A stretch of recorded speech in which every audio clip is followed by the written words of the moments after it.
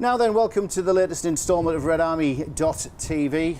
With me here at the Diggins, thanks to them, Ben Lamb from Teesside Uni, big Boro fan. Ben, great to have you back on. Great to be back. A regular, I think. We can almost claim you are now. And a man who's seen more Boro games than Jack Nicklaus has had clubs. It is Peter Hodgson. Hey, Pete. Just about right there. When was your first game?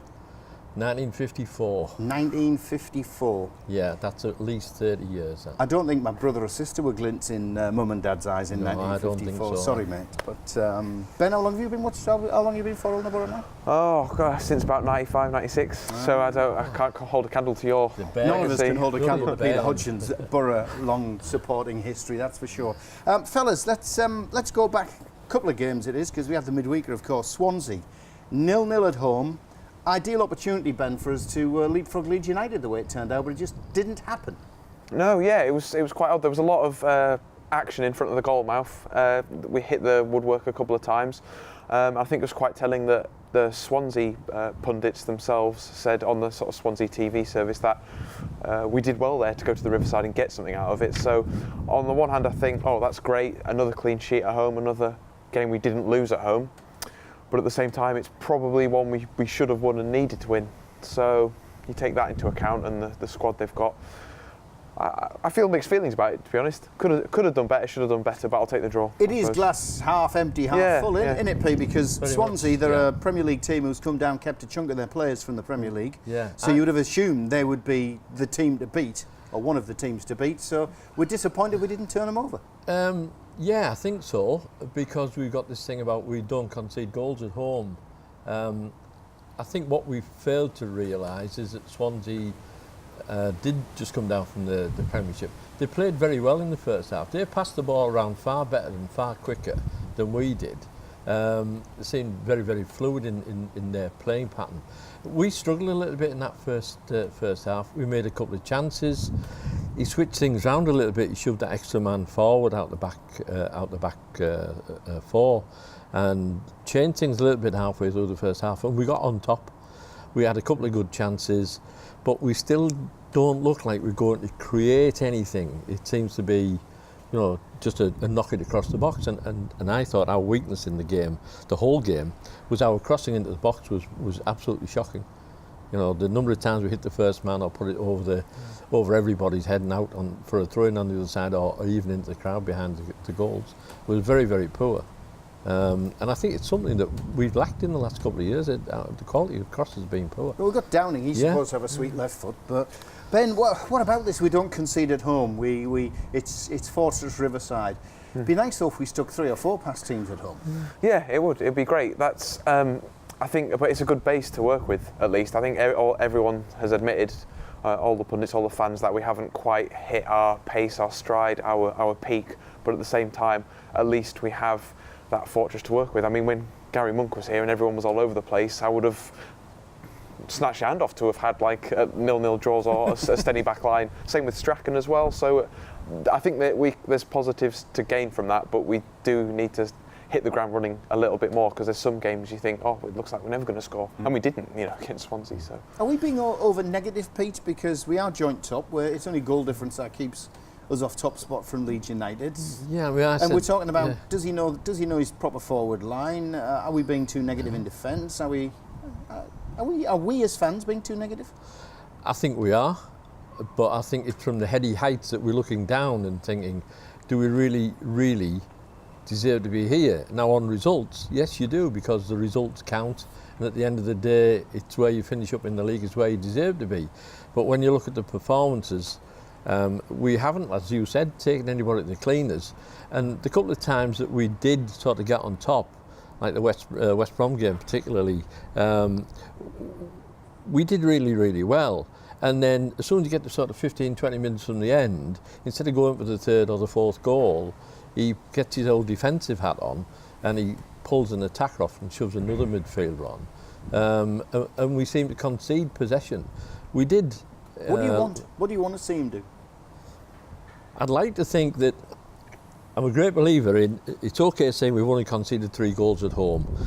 You can't expect to go through the season in a situation like that. We will one of these days get battered It's going to be one of those daft results. Most of the teams at the top have had a battering one way or another so far this season.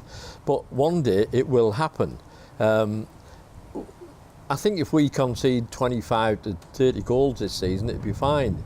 And the thing that concerns me is how many will we score? Because we've still only scored sort of 10 goals. And with the lowest of I think there's only about 6 teams scored fewer goals than us out of 24 teams, Dave.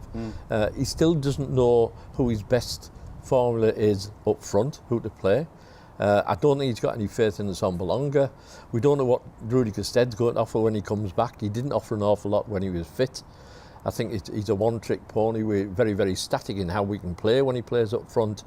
I think he got rid of Bamford, who he didn't like, and yet again he was a good goal scorer. Who would you stick up front?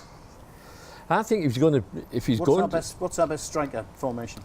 I think at the minute I wouldn't be prepared to go Sombalonga and Braithwaite, but I'd be happier to see him give Hugel a run up front, because I thought he did really well on Saturday, but he didn't do particularly well on Wednesday. He looked lost a bit on Wednesday. Ben, what's your best front line? There's quite limited options, aren't there? Really, I think you've talked through all the different ones we can use. I think we're not the same sort of side unless Braithwaite has some sort of a presence in the front. He creates the chances, he finds the space. So I'd use Braithwaite. Obviously behind the forward. Yes, yeah. Not as a forward. No, not as a forward. He has played as a forward. Yeah. Maybe try him as a forward. Put Hugel up front with him. See what happens. I mean, I don't know what to say anymore. We don't have Paddy Bamford. Sombalonga isn't on fire at the moment. Do you know what I'd put up front? Actually, no. Danny Ayala, he scores every time he's in the box. Why not? Danny Ayala, centre forward. There's a guy in Spain doing a great job last year and started again this year. Go on. Stuani. I know exactly where you're going. I went on about him for 3 years, playing in square pegs in round holes. Christian fella. Yeah. I mean, he's been fantastic since he went over there. So why on earth we didn't play him where he was supposed to play? Because every time he went up front, he scored goals. Mate, and yet we let have a him history go. of not playing people in the right positions and not feeding them and playing. If we do put them in the right positions, we don't play the right game to maximise. I'll tell you what, on Saturday, we switched. I wasn't happy with the substitutions, the way he made them, but we ended up switching and playing Hugel up front.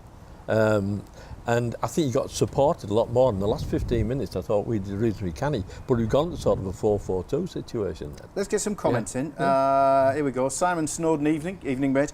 Nice to have you with us. Who do you guys want in the next round? We'll talk carry a bag, whatever it's called, cup, very shortly, mate.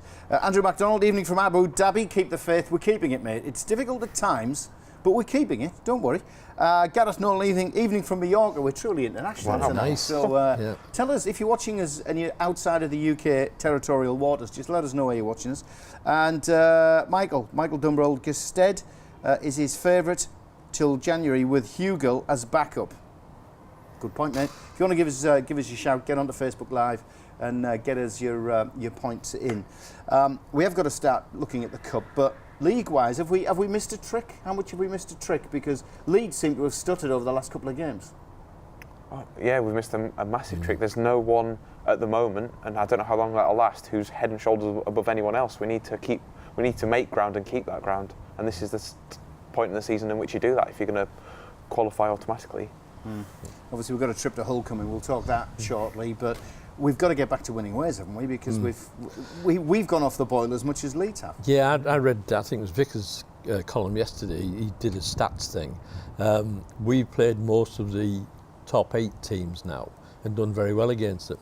And most of the top 8 teams, the other ones, they've now got a run-in where they play each other. So hopefully they'll start cutting each other's throats, and all we've got to do is just hold our nerve and be sensible and pick up as many points as we can, and hopefully by the next 5 or 6 games out of the way, once we've got like 15 games, we're a third of the way through the season, we could have a 4 or 5 point lead if we continue to keep clean sheets. It is a lot of ifs, isn't it? Here Isn't we it are, just? start of the season, we're not that deep into it. We're joint top, and yet there's question marks galore. Nobody's happy with formation players. Who's the striker? I know. Where are you so far this season, Ben, with all this going on? Are you delighted with the season? Are you happy with the season? Are you frustrated? I'm quietly positive, quietly confident. I think I'm a firm believer in it's not how you play, it's the result that matters. Yeah. And we haven't had as many wins as we necessarily would like, but it is early days, and we're on the right track. We just haven't quite hit the pace that we need to. So I'm happy, but I'm not overly delighted just yet. Well, we'll dig deeper in a sec, but we've got to take a quick break for television. We'll catch you after this short break. See you then.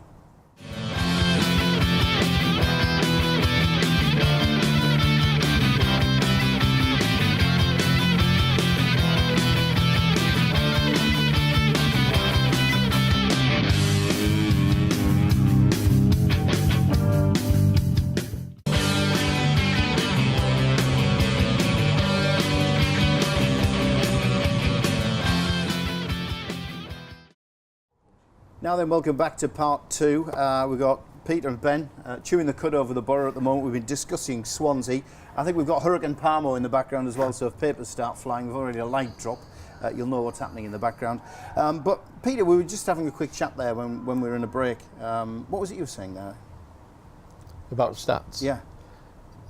I think it was Vickers said that we've played 5 out of the top 8 teams and had good results against them. Whereas now in the next 4 or 5 games, they've now all of them, apart from us, have got to play each other, and we don't play any of them. So we've got a reasonably, well, I hesitate to use the word reasonably easy, because that's how many times have we tripped up over that in the years. The ones that we're supposed to win, we never do. Right, absolutely. But if we... Leicester City last game of the season. Yeah. We have all the balloons and the party hats out. Yeah, that's right. If we keep our nerve, if we keep our nerve and we don't do anything silly and we get a reasonable return from those so-called comparably easy games, everybody else, all the other ones that are up there around us and sort of getting in behind us, they have got to take points off each other. But wasn't this Wolves' advantage last season that they didn't really slip up? They took full advantage of others slipping up. It didn't matter whether they were playing a Leeds who were at the top or a Boro who were sniffing just below them, or whoever it was, a Burton down towards the bottom. But they had a different agenda last year, Dave. They had that open checkbook with the agent, bringing these players in. I mean, you look at some of the players that they've got, that they've moved on, that they can move on, and they're talking about 30, 40, 50 million quid. They should have been coming over here at silly money, but they didn't. They came over financially. Of which, Traore missed the penalty that did he? saw Wolves get knocked out. Told you should be an athlete. A couple of comments coming in. Stu, my goodness, mate. 4-4-2, clueless, pewless. Rhymes a bit. Attack finishes the chances that's being created. Michael, Pulis talks sense at every interview. Finally, we have a manager at the club that the club deserves, chosen and sought after by Steve Gibson. Still early days, and look where we are up the Boro. It's interesting, isn't it? It really is a love-hate relationship at the moment. You've got those fans like Stu who were saying clueless, and you've got the others going, he's the right man for the job. Right man for the job. Who made 11 changes against Preston, Ben, and we still came out winning on penalties. So, does he know what he's doing, this fella? Yeah, he's got out of this. He's never been relegated. He's got out of this division before. I've still got faith in him, lots of faith. I think this might be quite a controversial point, but I do think the football is more attractive to watch than what it was under Karanka. And I was a huge Karanka fan, and he got the results, he got promoted, but we do seem to be able to pass it forward through the middle of the park. And our set pieces, we can actually score through set pieces now, and set pieces can make the difference and can get you promoted. So I'm a Pulis lover. I don't think he's clueless at all. I just think he's still trying to tinker and just get that right winning formula, which is not easy. How much was he helped or hindered by the transfers?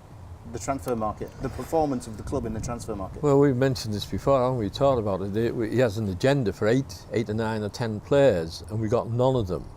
And at the last minute, we're still scrambling around in the bargain basement bin, and we brought a couple of players in. And that's the thing that doesn't surprise me, because we've been like that for years and years and years. Right back to Lammy's day, you know. We don't talk about our players that we're looking at until we got them signed up. Yeah, absolutely, Keith. I think the thing with Pulis is, somebody once said you can be a good manager or you can be a lucky manager. And if you're good and you're lucky, you know, that's what you need to be. Become a great manager. I think Pulis is a fortunate manager in that some of the things that he's done have turned out fairly okay for him. I still think that he's not got the right blend. he hasn't got anything like the quality of attackers in He's the not squad. got the players he wants. Not at all. Not He at didn't all. get them in the 2 windows. So why does that happen, Dave? We're supposed to be up there along with the best in the Championship, and yet we get it wrong. Can't rely on set pieces, says Stu. He's obviously in a disagreeing mood. Let's talk Preston then. So, we draw them in the cup.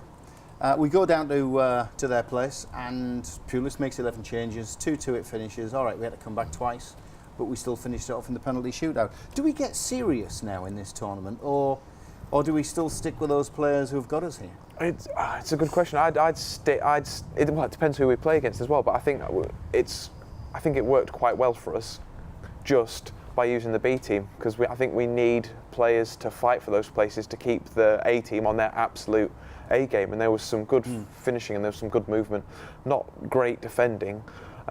So I think if it's working just about, then maybe do 1 or 2 changes. But I think I forgot Ashley Fletcher still played for us, to be honest, and he had quite an all right game. So I think they need to push for places to keep our A team, like I said, on their A game. Let's address then immediately what Simon asked. Who do you want in the next round, Pete? Anybody apart from a Premiership Do you want a team. Liverpool, a Chelsea, a Man City? No, I'll go with the weakest Burton Albion? team. Weakest team in the competition will do me, preferably at home. Ben, where are you with it? We're last 8 then, Dave. I know. Yeah, so I wouldn't go for I'll go for a mid Championship team, because I think Premier League will just wipe us out, and then a team that's too easy. You know what we're like with teams that are too easy, so I'll go for someone that's near us, there or thereabouts. So if we get a mid-Championship team, would you keep faith with the same players? Oh, that's a great question. Go half and What I asked. Go for the half kill. and half. Yeah, half and half. Keep the ones that performed against Preston. Yeah. The ones that didn't have a safe pair of hands, like your Ayalas. Where are you on that one? I'd go half and half, definitely. The more experienced guys. Like the Kings 0-0, 50-50. Yeah, 50-50, yeah. And then if we win, we'd be the toast of the town. Hey, come on. Should be on telly. Yeah, Oh, you are. Yeah. Well bred. Okay, so that's the cup. Long may the run continue, and it's obviously a tournament we've won before, Bob. We can say that now. Hull City coming up.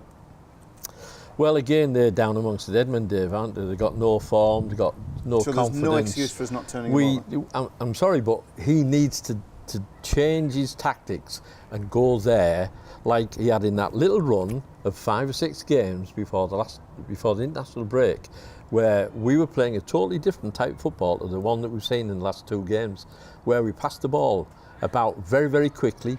We passed it forward, and all due respect to Clayton, he's had a load of plaudits over the last 2 games, but he's started to go sideways. He's starting to look like Ledbetter again. The number of forward passes that you saw in the last 2 games was half of what you saw before the international break. And I think that Lewis Wing should be knocking on the manager's door saying, what the hell's going on here? It's all right saying give me a rest when I'm tired. I'm not tired. And he showed last night, he was top man last night, did a really good performance. Put on a good display. Harry Chapman came on, put some good passes through. I honestly think that you talk about Stuart Downing. I think his crosses in the last 2 games, he's had lots of possession because he's not really been put under an awful lot of pressure, but he hasn't taken the game by the scruff of the neck and sort of said, here, hang on, I'm 32, 33, I'm the elder statesman, I'm a top quality international player. He should be showing really, really good creative qualities, Dave, and he doesn't. He took the easy ball so many times. The Red Army coach Saturday. is going down to Hull. Yeah. And we filled it. 57 seat, absolutely rammed to the gills. It's been full for weeks. Ben, what should we be seeing? Should we be seeing a Boro that goes out there, rolls the sleeves up and just takes hold of the game by the scruff of the neck? Yeah. Or can we not afford to do that? Do we have to be patient and do that slow build? No. We just look at the table. Pulis needs to say to them, look, it's about time we started murdering teams and just look at where we are.